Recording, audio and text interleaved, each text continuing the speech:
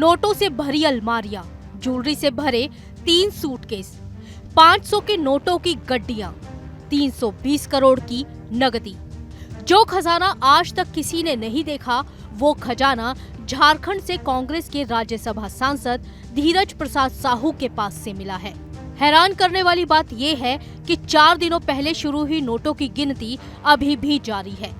Cash से भरे 136 bag अभी खुलने बाकी है, जिसके बाद ये ब्लैक मनी कहां तक पहुंचेगी बताना मुश्किल है।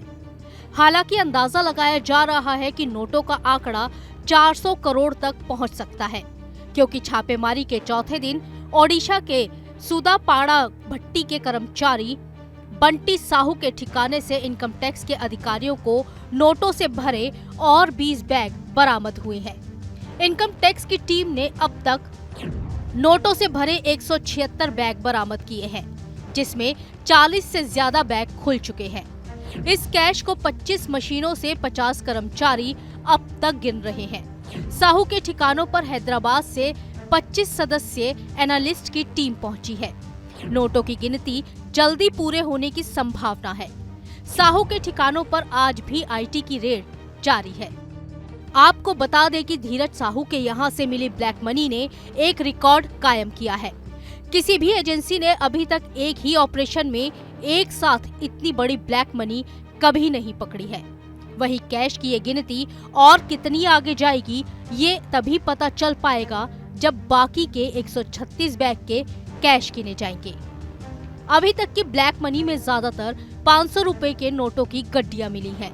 वहीं इनकम टैक्स डिपार्टमेंट के ऑफिसर्स अभी भी ये पता लगाने में जुटे हैं कि धीरज साहू ने और कितनी काली कमाई कहां छुपा रखी है। इसी को लेकर साहू के घर पर इनकम टैक्स की रेड अभी भी चल रही है। इसके साथ ही उनके घर पर अधिकारी और सीआईएसएफ के जवान भी तैनात हैं।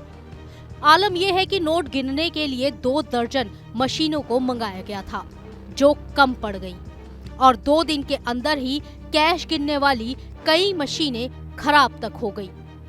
इनकम टैक्स के अधिकारी जब्त किए गए कैश को ओडिशा में सरकारी बैंक शाखाओं में जमा करा रहे हैं, जिसमें ज्यादातर नोट 500 के हैं। आपको बता दें कि इनकम टैक्स डिपार्टमेंट की टीम ने 6 दिसंबर को ओडिशा के Boudh distillery private limited, Baldev Sahu infra private limited और उससे जुड़ी कंपनियों पर छापेमारी की थी। इन कंपनियों का सीधा संबंध धीरज साहू से है। इस मामले को लेकर राजनीति भी गर्मा गई है। खुद प्रधानमंत्री नरेंद्र मोदी ने इस खबर को लेकर ट्वीट किया और कांग्रेस को घेरा। झारखंड बीजेपी पूरे राज्य में कांग्रेस के खिलाफ प्रदर्शन कर रही है। अब देखना ये होगा कि इस पर राजनीति और कितनी गर्माती है। Team news nation.